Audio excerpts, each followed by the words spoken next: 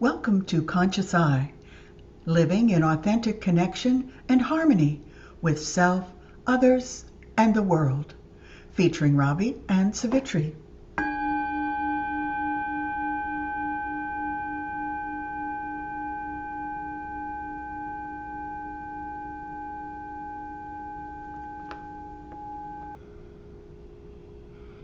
Good morning, Ravi. Good morning, Savitri, and good morning to our guests. And oh my goodness, we have a bonus guest. I am so excited. Well, let me introduce these two. Okay. And actually, Well, now we we have have three, but three. we'll let Jill We have introduce four. her. Oh, Oh, that's we have our guest today from a podcast that has been amazing for an ongoing time, and you can tell Six us a little years. more. Oh 6 years, wow, six okay. years. It's Humor, Grace, and Grief, and it's Fridays. You can catch it on Facebook, and they can let you know other places. And I'll put the contact information in the description so you can just click on links and find them. But I'd like to introduce Jill Johnson Young, who has her friend with. This is Fred. Hi, Fred. Fred. Oh my goodness, Fred looks like a sweetheart. He's being one right now. Yeah, It is not always, but he sometimes gets jealous if I'm online and hops up. He may end up on my shoulders while we talk. One can that never tell. works. Oh, Yeah. And Jill is an LCSW, I am. and she's known as the Rebellious Widow. It's my hang tag, and it fits. Yeah. And we also have Debra Joy Hart, and she's a grief coach and an RN. And they both have many, many guests on their podcast every Friday morning that bring us so much practical information and really thoughtful philosophies and methods and techniques to help us with our grief. And so I will leave it at that. And today I hope they can bring some stories, myths, and truths. And with our series of 4 in Resilience's Sacred Evolution, it feels like a great add to have them here today. So, and resilience and grief. I'm so glad to have you here because I'm sure, well, I'm guessing because of your podcast that um, I feel like we in our culture, there's not a lot of talking about grief, how we process it. And so I'm very excited to bring this topic to our podcast and really excited to learn about your podcast so that I can listen in because this is a topic that I feel is something that just really doesn't get talked about a lot or it's maybe our approach to grief isn't the healthiest all the time in our culture. In so many You ways. think? And that's why we started it, because we were in the middle of COVID Oh, and nobody had a place to put their grief. We had people who were losing folks. We had first responders. We had last responders. We had people who were in the process of trying to fight COVID or watching someone lose the battle. And funerals were 10 people spaced apart of necessity, but everybody involved in that kind of grief process, from the dying through the grief, the connection was so different that we felt like there was a need for a space to bring it in and to provide the helpers, who are so many, and we've been so blessed with so many helpers over the years. Deb, I'll let you. We have had and to add to that, I find, and Jill's a natural at it, using humor as a vehicle, as an energy system to bring people into even sitting at a table or listening on Facebook or wherever, even if they just blip in for like less than a minute, you know how Facebook has, they listen for 1 second, 3 seconds, a minute, and 3 minutes. You know, we didn't care, and we didn't care who we were we didn't care about numbers. We cared about the energy and talking about people, to talking to people, talking with people about the hard stuff that nobody was talking about or that the media was even putting down. And Jill and I don't hold back. Or That's maybe the I should just beauty. end the sentence there. Right. And so we have brought in people who talk about, I mean, let's talk pre-death. Let's fill out those papers so that there's no question if we can't talk for ourselves. And back then, COVID, Right. once you were intubated or once you were unconscious or once you were in a coma, you're not talking. And your family's going, what should we do? What should we do? This is too fast. Yeah, I'm not in charge of the death department in the world, so I don't know how fast and when people can talk about it. So, number one, fill out your papers. They're called in Illinois, since we're broadcasting from Illinois, they're called your POLST, POLST, right? And you ask the doctor, you get it online. Jill, what's the other thing? Directives. Advanced directives. Advanced directives. We have posts are almost nationwide. We talk about, how to talk to family about what you want. We've had lots of those conversations. We talk about funeral planning. But we also had, so on our podcast, we've had people who've written books step by step, what you need to do. The sort of like a funeral director and a funny person write a book. So we've had Deborah Price do that. We've had people from different organizations that help children through the death of the person around them. We've had policemen and people who support the police when they have to be part of not just their own death or their last watch, policemen and firemen, but if they've harmed somebody accidentally. We've had disaster team members from the National Disaster Mortuary Team. Right.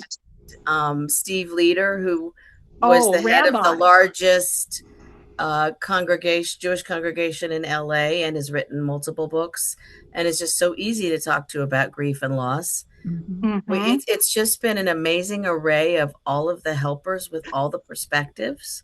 Yesterday, we had Krista, I forget her last name, but she is known as the Witty Widow, and she is a stand-up comedian. Stand-up. But I find this fascinating because your podcast, it speaks to everybody because, spoiler alert, we're all going to die. That's it. There's only one way out of this world. Right? And we experience grief in many ways, right? I mean, grief isn't just related to death, but I mean, it's part of the human experience. So it's just, I love that they're talking about it and there's so many different perspectives and angles, facets to approach, because this is just, we are human and this is part of the human experience. And one of my questions to you is what happens what can happen when we don't process that grief, when we don't address that grief, when we don't talk about it or know what to do with that energy that builds up with grief. And that's what happens. It builds up and then there's another loss and it all comes in. And instead of it being a one loss wave, it is 1, 2, 3, whatever it is wave. And so you come in, this happened this week. I'm here because of this one loss, except by the time that first hour was done, there were multiple other losses, some death related, some not, that there had been no time to process because this loss was going on. And so all of that is now here. Like And So- it has to be dealt with. Yeah. Yeah. And then what happens to the physical body is in the end, your immune system goes to, It crashes. it crashes. Yeah. Your immune system crashes. And so, and it happens to very death aware people also. And it just happens. So, you, to say that, you can, what's the word? You can prevent it. You know, that's not, and to blame someone, well, you didn't do blah, blah, blah. That's not, what's the word I want to say? You cannot prevent it. There is no shame and blame, but every bit of discussion helps. And there is Every no bit right or of wrong way. awareness. And there's no right or wrong way, right? The Yes. stages of grief, we need to stop that like right now, because that's not real. That's anticipatory grief. It is real when someone is preparing to die, and that is their process, but it's not linear. And you still don't have to have every single one of those. But we get people who come in and say, but someone told me I'm doing it wrong because I haven't been angry. Well, you don't have a reason to be angry. You don't have to be angry. It's not required. And right? That doesn't mean you're doing it wrong. The resilience that you talk about, you can, if you're raising a kid, start now. Start bringing them to funerals like the good old days. Start answering things in simple questions. But if you're an adult and all of a sudden you're in your 40s and a little bit of mortality has slapped you, be gentle. I think instead of blaming or shaming anyone, including yourself, and be gentle with yourself. And Jill and I often grace. Say again, Jill. Give yourself grace. Give yourself grace. That's what our show is about, is to say, don't listen to the naysayers, including yourself. That's such an excellent point. Talk to the kids about it. I think, at some part of our culture, and I know this is a blanket statement, it's a generalization, so I know that this doesn't go for everyone, but I think generally we don't talk to kids. We try to shield them from it. We don't include them in the conversation. And I remember when my grandmother passed and my nieces were quite young, like maybe 3 or 4. And we, as a family, had gone to the viewing, the day before the visitation, in a more traditional kind of Western way. And we were leaving, and my niece, who was 3 or 4, she's like, well, are we, because we call my grandma Oma, she's like, are we going to leave Oma here? Right. And just to talk and just say, just to have a conversation about, well, yeah, she's not really here. This is just her body. So we are going to go home and she's going to be okay and we'll come back tomorrow. But I think, there are other cultures that sit with the body longer and give that time for processing, like for kids to see the difference of like, oh yeah, this isn't, that she's not really here. But I think that's, again, such it highlights a need and a gap, I think, in our culture. Because I don't know, I think there's a lot of fear And when we don't address it or talk about it or recognize that this is why we're all here, then that there's an unnecessary fear that we live with. And if we're not necessarily living with that fear, we hit that part of life where then we hit and we're not prepared because we never addressed it. And I think it's generational because we used to have death that occurred at home. The visitation was at home. The funeral was at the local, whatever, religious or at home. The family carried the casket. And now there's a lot of hospital deaths, instant cremation, celebration of life, which is fine, but there's no there. Right. And there's no really confrontation with the fact that this happened.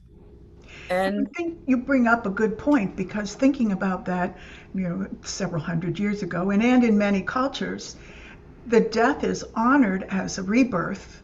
And so that is a different way of looking at the body and the soul and the spiritual aspects of it.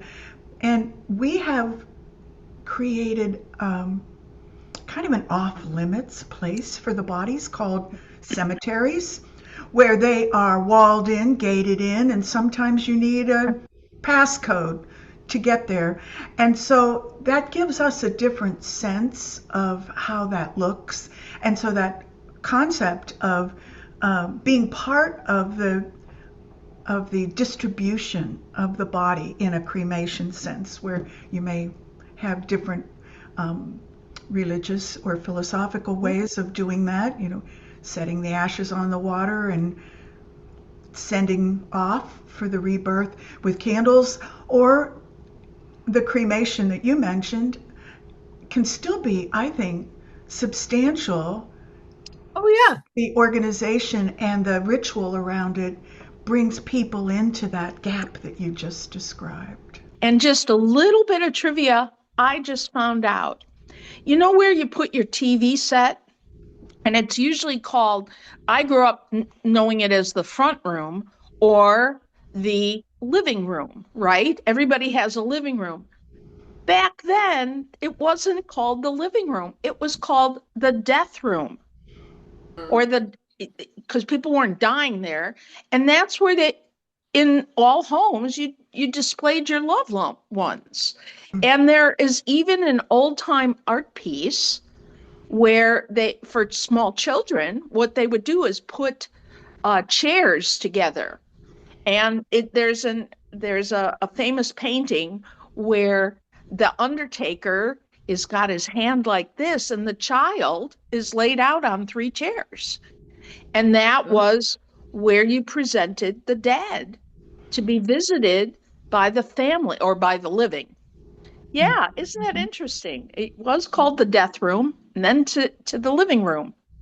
And we've tried to protect kids so much that, we'll get calls at our office saying, "Hey, grandma is dying. Do we tell the kids?"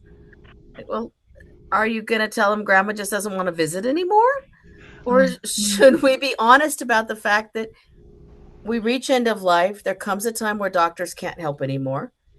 And this is what happens, and this is what dying is. And then we'll have some kind of something to honor the death and the life, and to take grandma with us into the rest of our life. But when we don't talk about it with kids and they don't go to the things and they're not part of it, as adults, they don't know what to do with it. Well, and I think, so then circle it back to that parent who's calling your office and asking, it's like they have to reparent themselves. Right. And handle that grief in several different ways in order to be able to convey that to their children, because there's a whole learning process that you have to go through as an adult. If you haven't had the opportunity to grieve in a way that's healthy, or we've got some learning and unlearning to do. And I'm curious to know too, and I don't want to, I'm, little ADHD brain, but I'm curious to know, because I haven't caught a lot of episodes of your channel, but how do you address, do we talk about grief in other areas of life? Because again, there's so many different ways and reasons that we grieve. And how does that come up for you guys in your work? Oh, let me sing a song. um,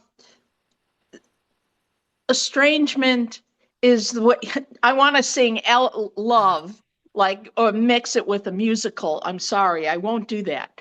But Hey, I always love a estrangement, good musical.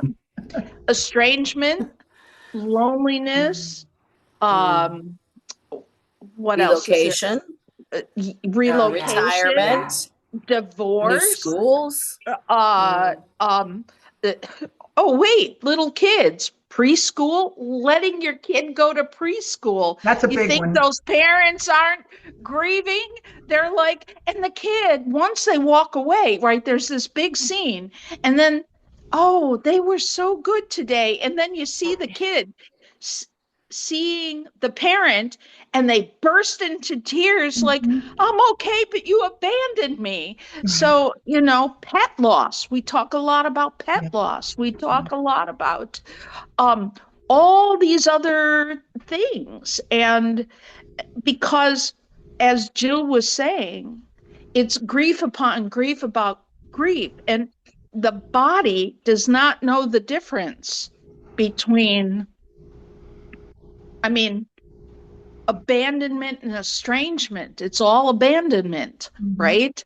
And that's part of the resilience, is if we can use the words and name Yes. it as grief, then we can deal with it as grief. We did a presentation for the International Death, Grief, and Bereavement Conference about a year ago about Disney and grief, and children and Disney and grief, and how Disney shows up in grief generationally and has now for 80 some years. And when we were doing the putting the pieces together for it, as I was searching out Toy Story pictures of grief, do you know how many hundreds of images parents have posted of their child walking down the sidewalk to go to school for the first time with all their Toy Story characters sitting on the front porch? And every one of those parents is grieving the early childhood as the child is going off to school, and not one of them labels it as grief. Right. So, and that's developing resilience for that child and that parent. It is your new stage of life. It is our stage of life. and as I think about resilience, you don't build resilience all at once. It's like muscles. You, one little bit, one conversation, and as I think about our kids, Daryl's and mine together, and other families' kids, because you're not resilient in one area doesn't mean you're not resilient in another, because we all have had different types of losses, and they sort of go into different categories. And as Jill mentioned before, there's also the daughter that's dealing with, and I won't say like harshly dealing with, but she's the eldest daughter and their mom has Alzheimer's. But there's other kids and they're all having anticipatory loss differently because of their interaction with that parent. There is the person who is sitting at the bedside as another type of anticipatory loss. The friend, while their girlfriend had a stroke at age 50, and now they're watching their friend die. It's Losing different. There's the someone. person Yeah, who was the loss process. Like losing someone before they're gone. That's a really yes, intense kind of grief, right? That's right. Big practice. Yeah. I run a dementia support group. I have for 17 years. In fact, it's this morning. And we have people now from all across the nation because we went virtual several years ago of necessity. And we bring in dementia a lot because of my work to our work. But that has got so many levels of loss, because there's also family Yes. strife and family conflict and caregiver conflict and caregiver health issues. There's layers upon layers upon layers, and there can be resilience built in. But again, you have to have the words, and you have to be willing to ask for help. And you Or got to have know numbers. to give help, because little kids can't ask for help, or adults can't ask for help, or the 80-year-old woman whose husband was murdered. I mean, this happens, think Chicago and St. Louis, maybe not here. Well, even here, what happens And when they're people murdered? don't know what to say.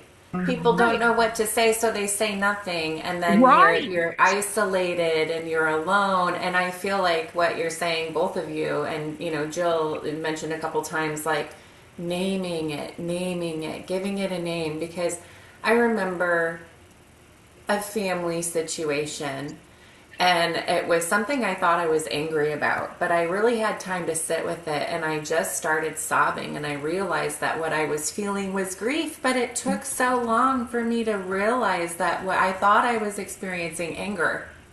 But when I really got down to the root of the issue, there was just grief and pain because I wasn't feeling accepted by my family, and there was that isolation and loneliness. So yeah, I think giving it that, being able to just sit with something long enough, and when we recognize that, oh, that's grief, when we don't name it, we don't know, we're kind of moving through our emotions so blindly. So And we're trying to be strong. I'm going to talk about suicide, the language of suicide that Jill and I have, I'm going to use this word, committed to using.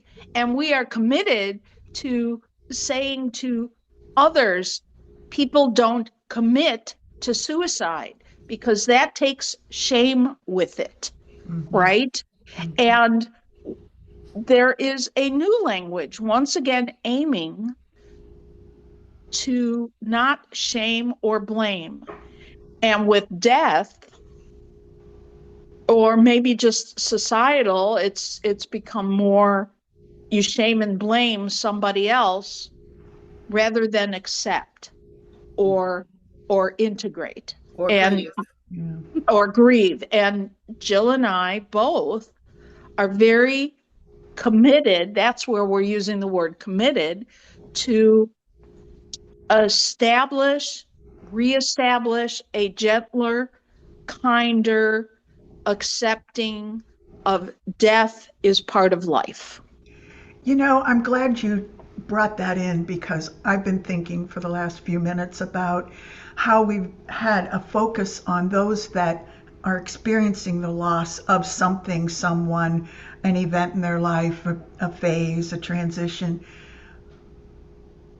Can we shift, if you're comfortable with this, to what it is to bring that sense of grief to the actual individual who is dying, who is coming into that transition from that perspective, because we all are going to do that. We all have things that come up in our lives that are losses, or force us or bring us into transitions, even if they're joyful, like, yay, I got a new job, but oh, all of a sudden, am I feeling grief, or what's going on in there? So is there a way, even though we may or may not have that internal reflection or that awareness, is there a way that we could talk a little bit about what that might be like? How to say the words when someone how to bring is in someone that process? Into acceptance of their transition, be it death or another transition that still continues the life. Yeah. And that's where Deb, you want to take this? I do, because I joke about this, but here is one example. So my eye doctor looked into my eyes several years ago, and I saw her take a breath. And when I see a doctor take a breath, I know they're going to say something hard, right? It's like a nurse training. I've seen doctors tell patients what's coming next. So she took a breath, and I know her pretty well. So I said, uh-oh, you just took a big breath. So she had to let that breath out, right? So she laughed, and then she said, you have Fuchs disease. And then she and I talked about that. When my friend, many people, I take a breath to help them transition, right? Because I need to say a hard thing. And whether it's time to put your mom in a long-term care facility, or it's time to get her on a memory care unit, or I know the doctor said they have 3 months to live and it may be sooner, right? Or to say to my own mother, you have cancer and you have a choice to make about chemo or just living without the pain of chemo and going through that. So to say those hard things, I call it as it is. I take a breath. I prepare them. I'm going to say a hard thing. And then I say it. And interesting enough, little kids already know they're dying. Yeah, they Nobody do. will talk about it, right? But little kids know they're dying. It's adults that, and when I say adult, I mean over 20. They have a harder time because there's things that they didn't get to say, things they regret, things. There's a few books that talk about, think about death and think about your sense of spirituality, and everything else will be okay. And the important thing is to start thinking now. It's okay you didn't think then. Just start now. Start anytime while you're still in this mortal shell, this meat suit. Start thinking about death and face your fears about saying the word, because you've been filled with lots of different pictures, images, and family history of not looking or talking about death. Okay, I'm done. I'm off my soapbox. One of the things I work with and that I did with my 2 wives who died, and with my mom, although she had 2 forms of dementia, because if you're going to have dementia, you might as well be special, is, what things haven't you said? What things do you need to say that are just important things? What things do you need to say that are apologies? Do you have apologies to make to anyone? Does somebody have apologies to make to you that you might want to see if they might say? Do you have plans you didn't get to finish and are not going to get to finish that you need to talk about so that you can share those with the people who be surviving you? And then they can tell you if they are going to be able to do those plans for you, or if those will be things they'll simply write down to remember about you. And most importantly, when someone is dying, what things does the dying person want to be remembered for? And for those who are going to be surviving, what are the memories they're going to take with them so that that person dying knows that they are, in fact, going to live on in the people they're leaving behind, which also can apply to leaving a job, because you're leaving coworkers and you're leaving experiences. And then you get to the new job and you're missing some of those things and you are realizing you didn't say those things. Fortunately, then you can send a text or an email, right? If you move, the same thing. What things didn't I get to finish in my home community that maybe I need to then really dig deep and do in my new community? There's all kinds of ways you can do that, but it's the regrets and the unsaid and the unspoken and the how do I take it with me part that matters, which is why we want, after someone has had a loss, to be able to make meaning of that loss in some way. not to make it sweetness and light and everything's okay, because when someone dies, it sucks.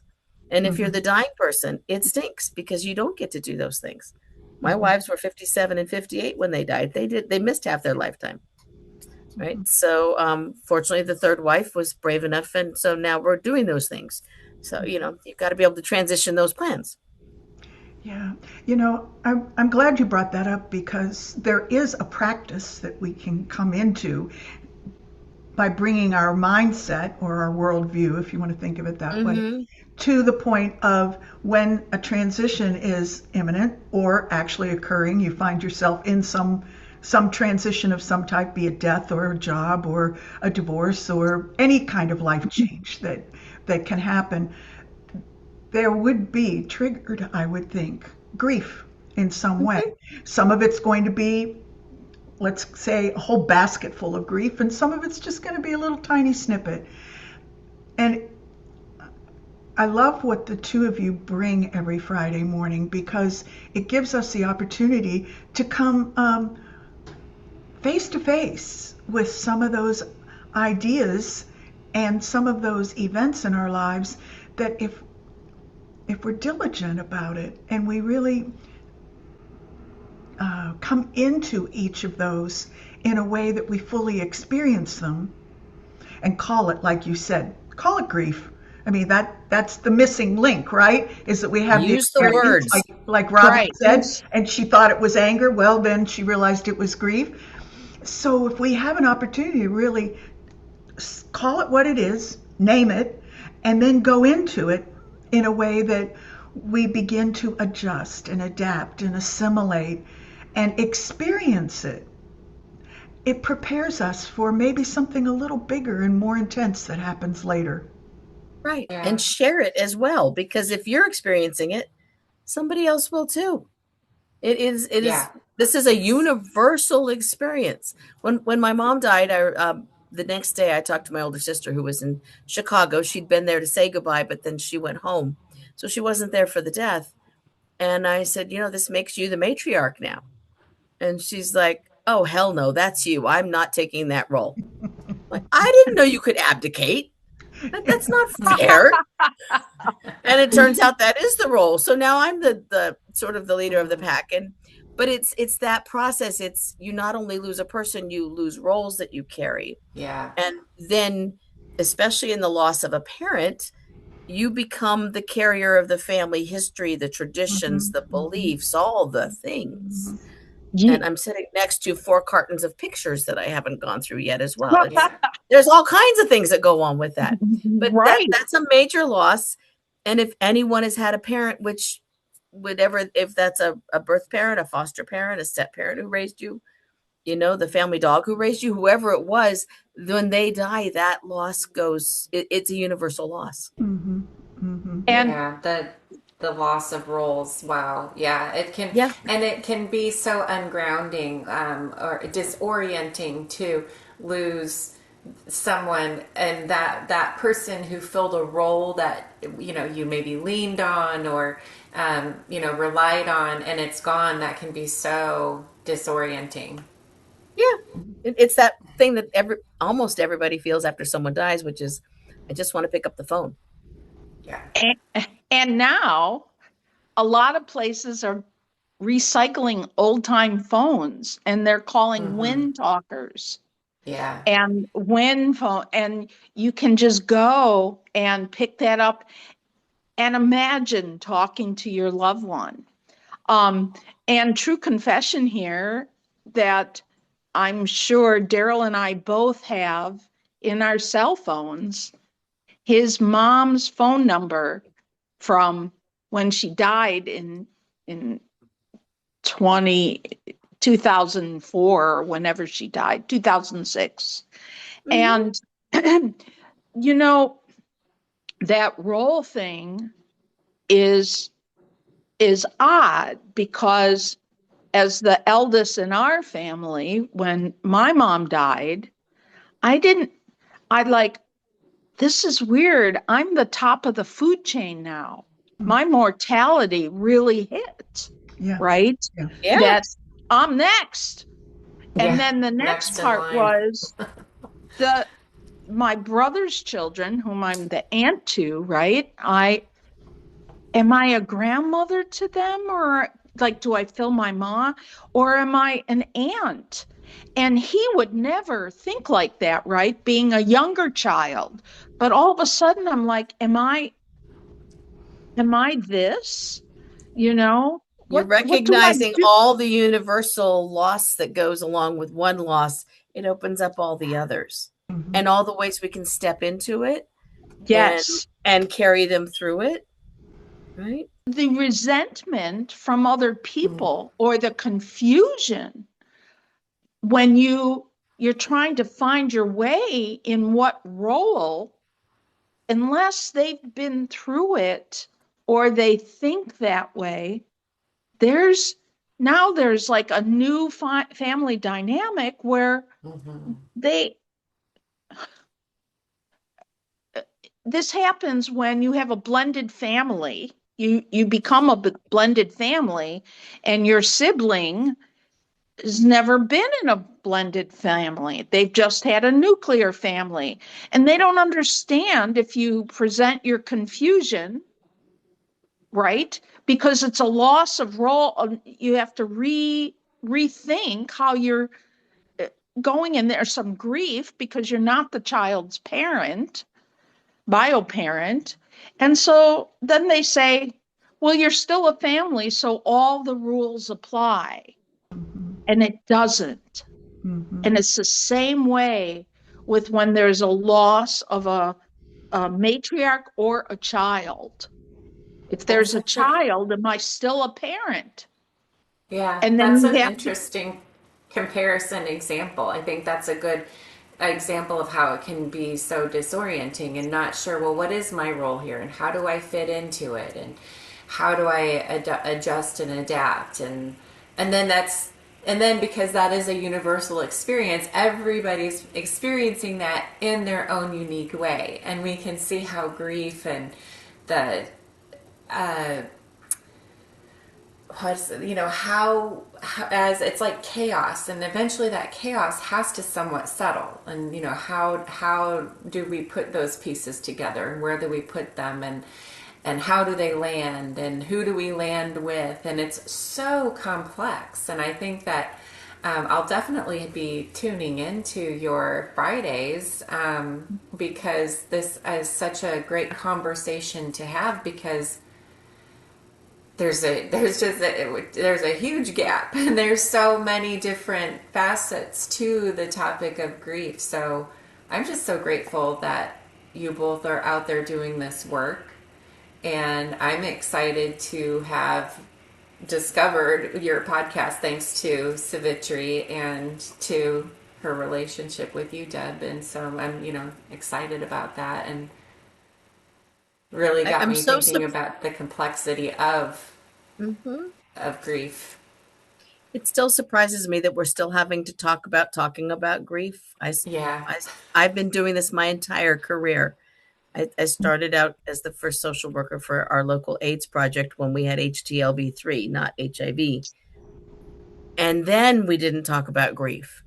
And now it's 40 years later and we're not talking about grief. And how are we ever going to get to the point where we are well grounded in it's not a thing to be afraid of. It's a thing we all have to know how to do, because it will touch your life in so many ways. Yeah. And if you can identify it as grief, then there's things we can do with it. But if it feels like I'm just angry at the world, then it doesn't have a way to work through and resolve. We're still doing this.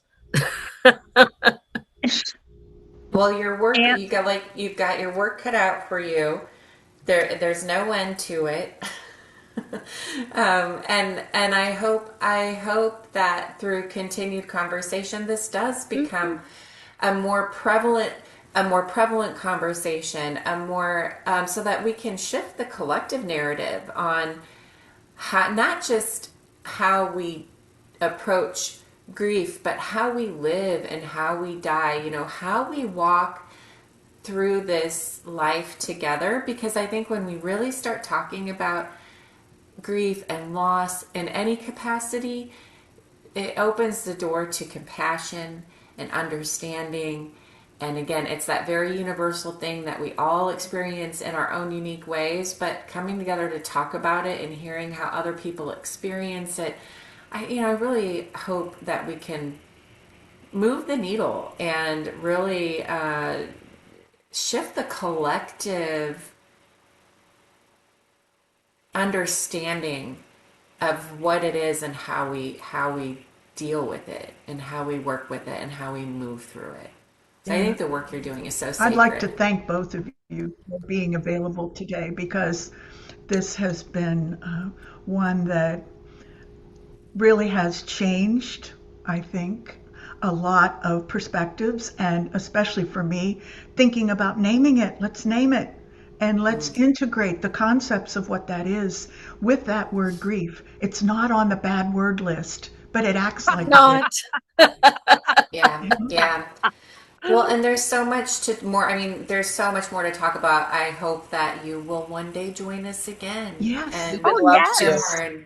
and I, again, really look forward to tuning in on Fridays on Facebook as I am able, because this is such a necessary topic and so many different approaches. So I look forward to hearing more from both of you.